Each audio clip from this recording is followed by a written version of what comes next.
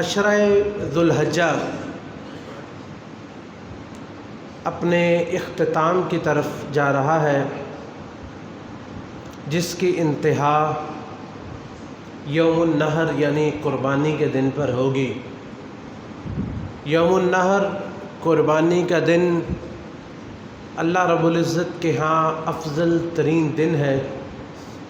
کہ نبی علیہ الصلوۃ والسلام نے ارشاد فرمایا کہ سب سے بہترین دن اللہ کے ہاں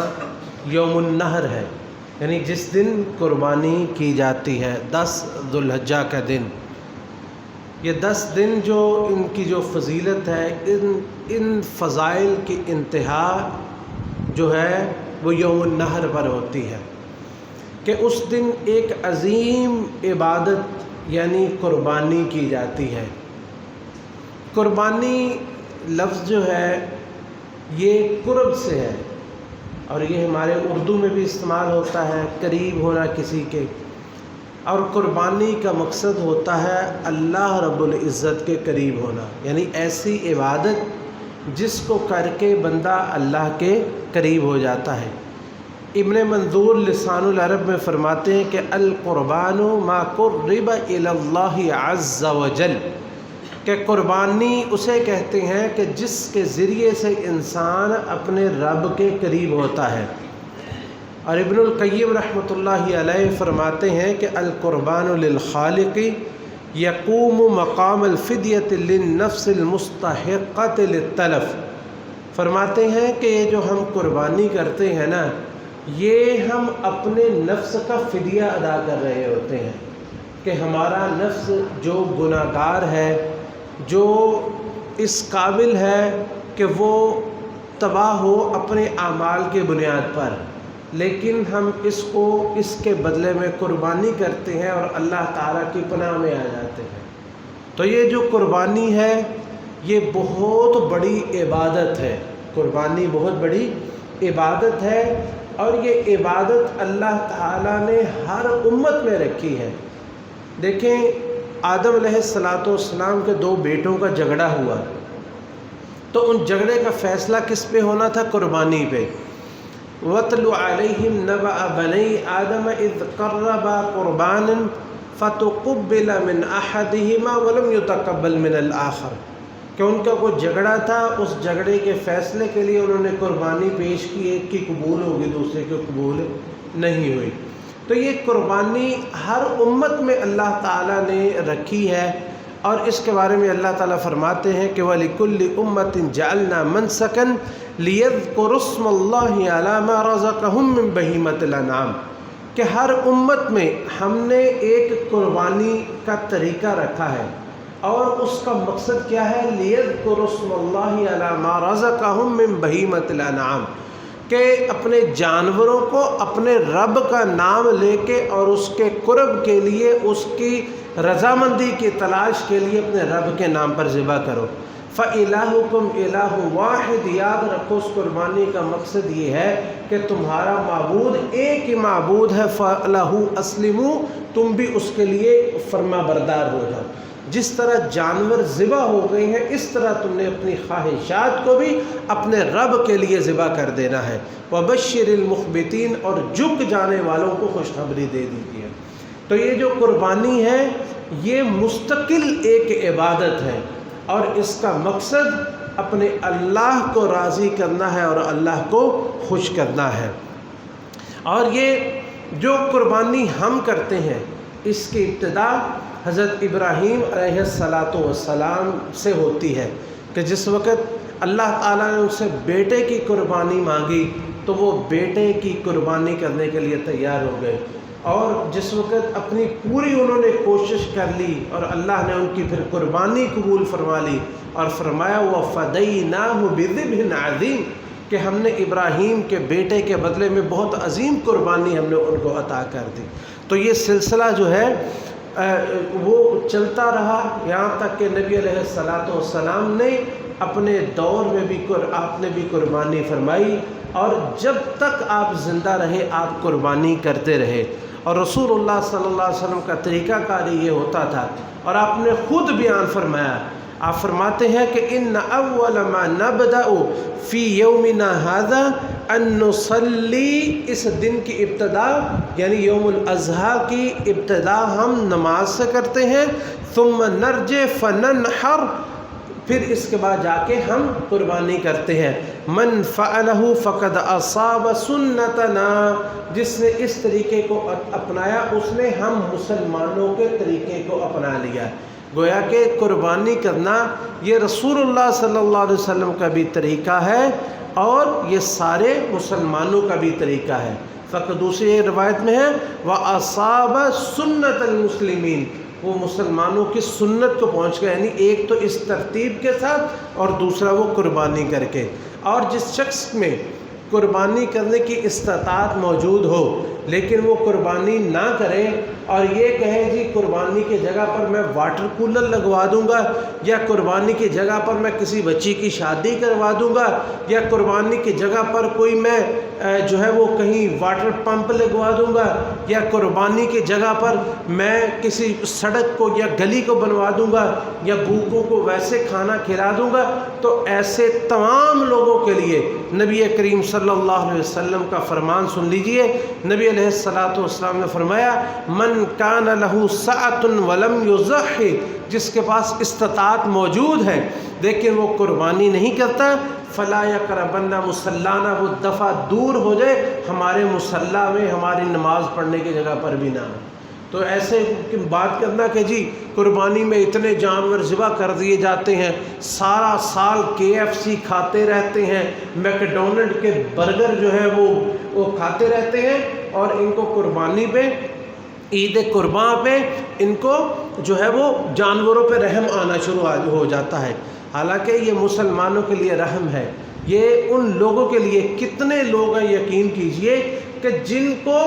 عید کے عید مٹن نصیب ہوتا ہے، بکرے کا گوشت عید کے عید نصیب ہوتا ہے، اور اگر کہیں ہو بھی کوئی بیماری کی صورت میں کسی شادی، خاص کوئی شادی ہو، وہاں پہ کوئی پکا ہو مل جائے، ورنہ سارا سال یہ بکروں کو دیکھ سکتے ہیں، کھا نہیں سکتے، اتنا مہنگا ہے۔ لیکن یہ اور دوسرا گوشت بھی وہ کون سا سستا ہے، یہ عید قرباں، اور یہ اس قربانی کی برکت ہے کہ ہر گھر میں گوشت جو ہے وہ وافر پہنچ جاتا ہے، ہر غریب مسکین جو نہیں کر سکتا وہ بھی گوشت جو ہے وہ کھاتا ہے، اور مختلف شکلوں میں کھاتا ہے۔ اگر کہیں وہ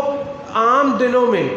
گوشت خرید کے کھا بھی لے تو کس قدر، ایک اگر 8-10 افراد کی فیملی ہو اور وہاں پہ آدھا کلو یا کلو گوشت پہنچا ہو، کتنا کتنا کسی تک پہنچتا ہے۔ لیکن یہ عید قرباں اور اس قربانی کی برکت ہے کہ سارے لوگ پیٹ بھر کے گوشت کھاتے ہیں۔ دیکھیں جو قربانی کرنے والا آدمی ہے، جو قربانی کرنے والا آدمی ہے جس کے اندر استطاعت ہے، وہ سارا سال گوشت کھاتا ہے۔ اس میں فائدہ ان لوگوں کا ہوتا ہے جو قربانی عام طور پر نہیں کرتے، کیونکہ وہی زیادہ غریب ہوتے ہیں اور وہی زیادہ مستحق ہوتے ہیں کہ وہ قربانی تک نہیں کر سکتے، ان تک پھر قربانی کا گوشت پہنچ جاتا ہے۔ یہ بہت عظیم عبادت ہے اور مستقل ایک عبادت ہے جس کو رسول اللہ صلی اللہ علیہ وسلم نے ہر شکل میں کیا، حتیٰ کہ ایک دفعہ آپ سفر میں تھے، سفر کوئی ان کے سفر ہمارے سفروں جیسے تھے، کتنے وہ مشکل سفر تھے، لیکن اس سفر میں بھی نبی علیہ الصلوۃ والسلام نے قربانی کی،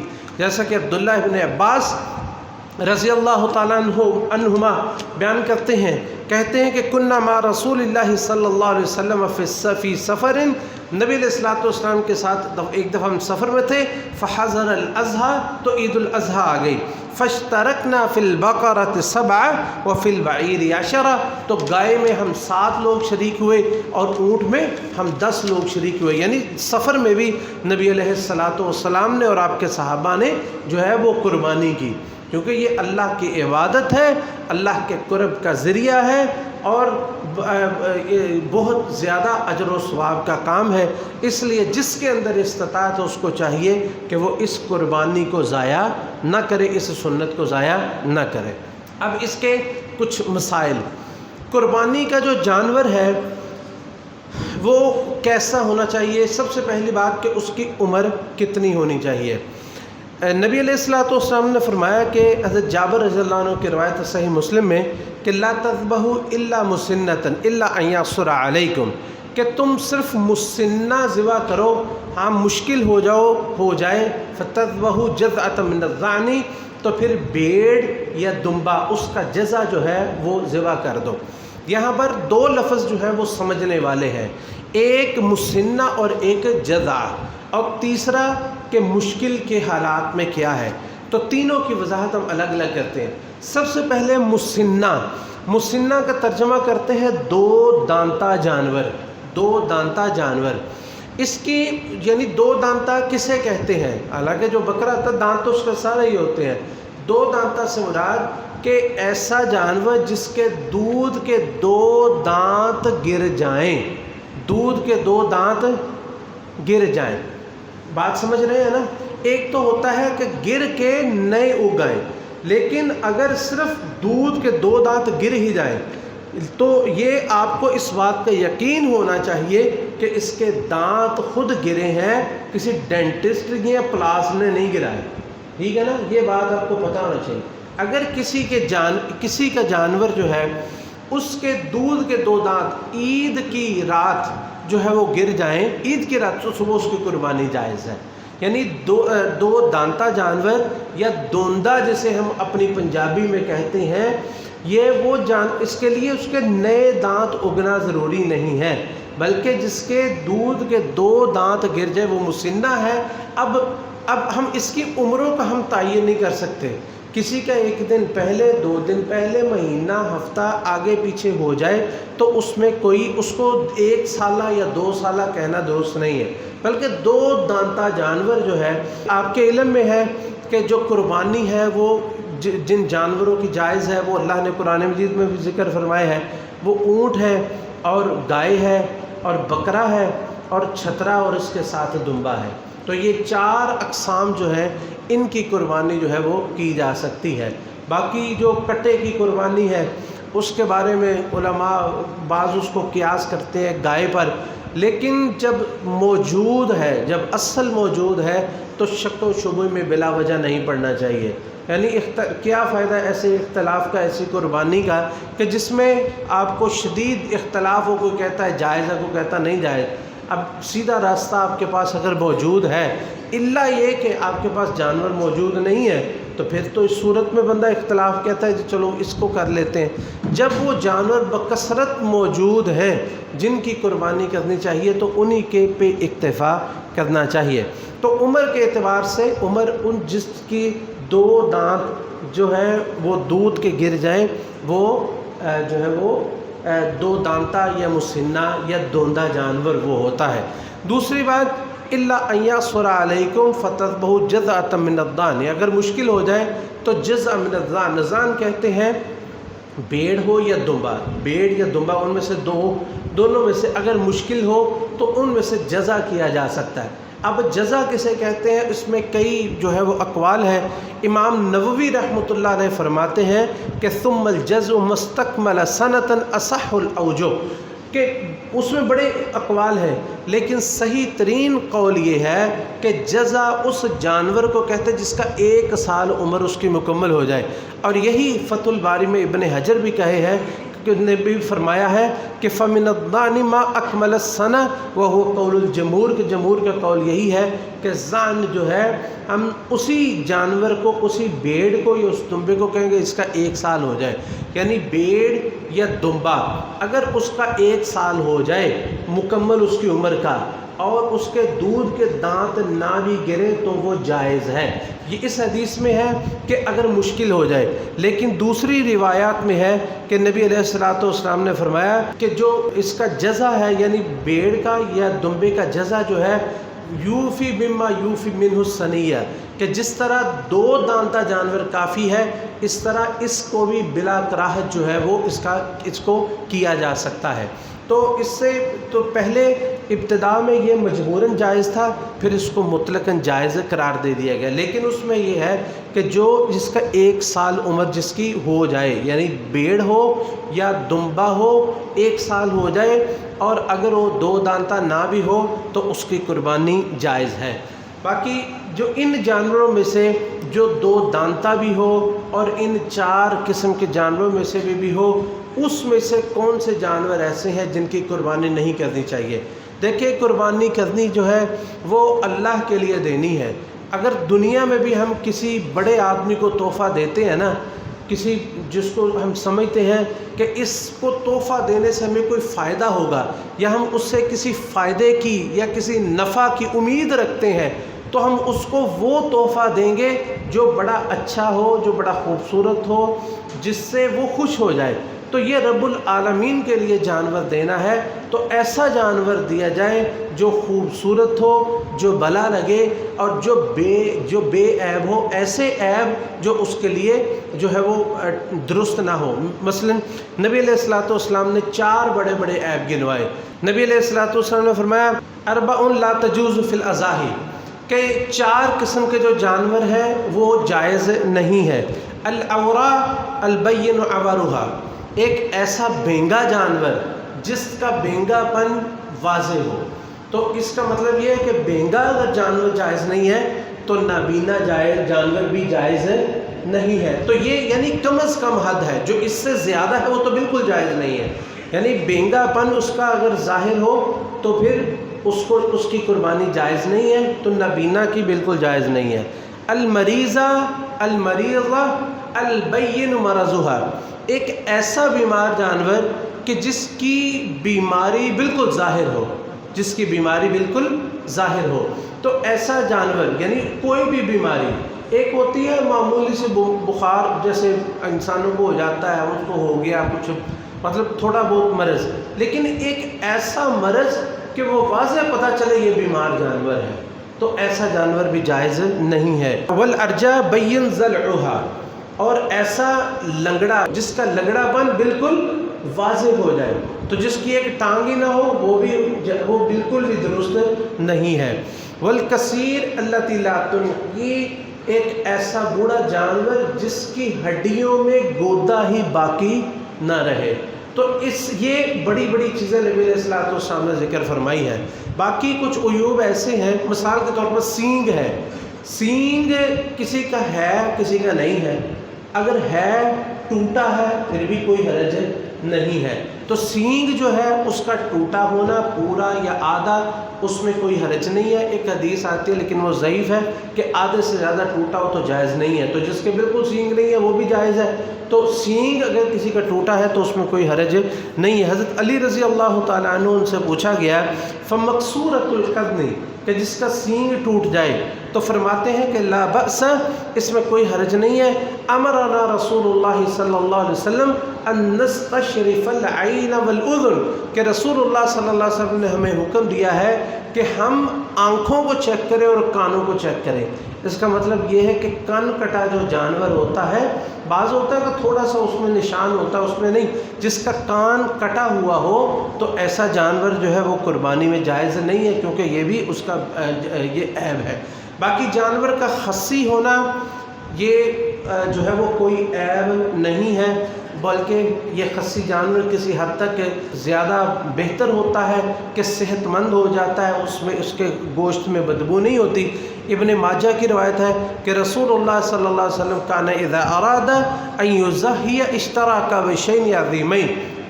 نبی کریم صلی اللہ علیہ وسلم نے قربانی کرنے کا ارادہ فرمایا، آپ نے دو بڑے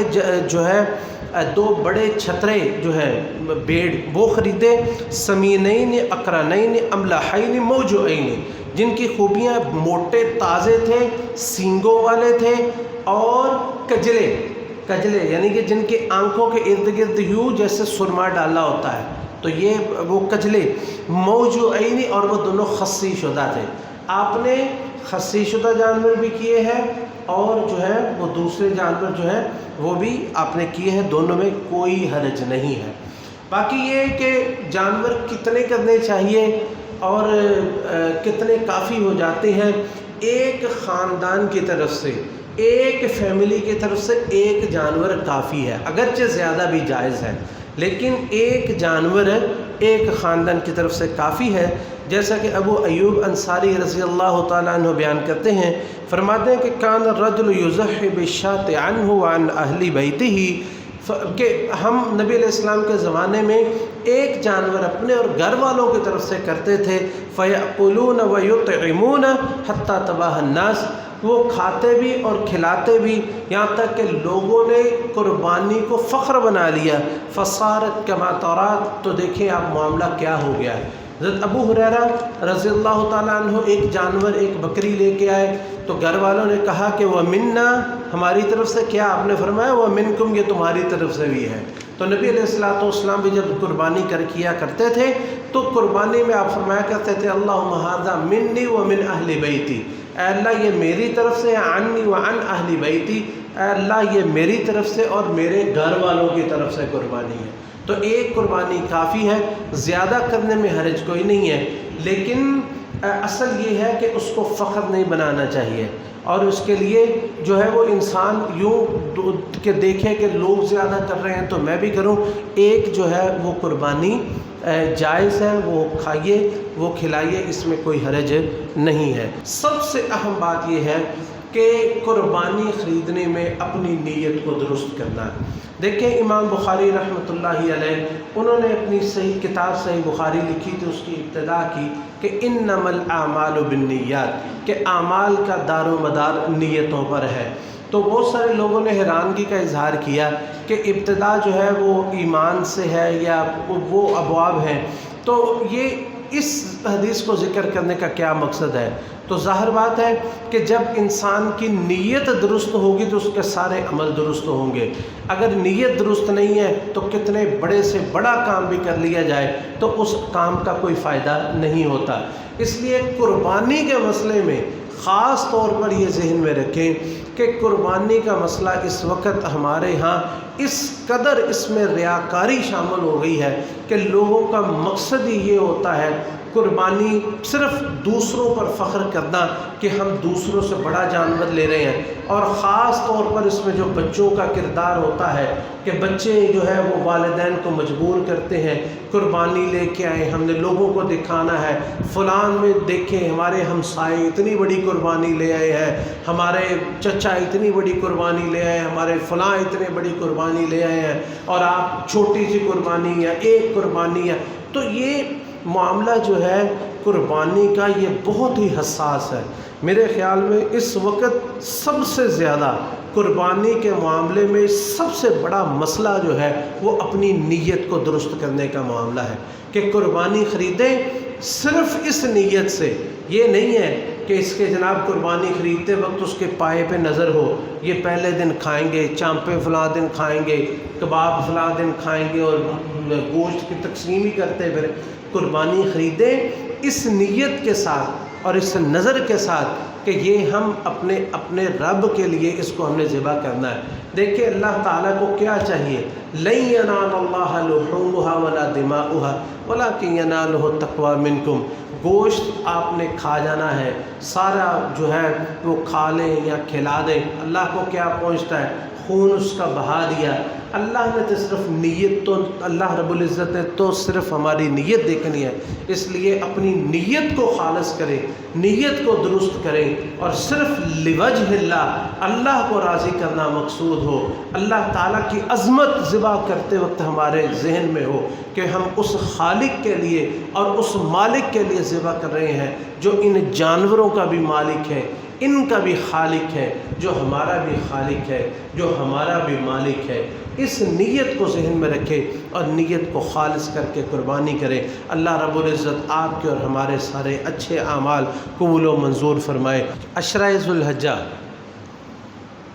اس کا ایک ایک لمحہ اور ایک ایک دن قیمتی ہے۔ کچھ دن گزر چکے ہیں اور کچھ دن بقایا ہیں۔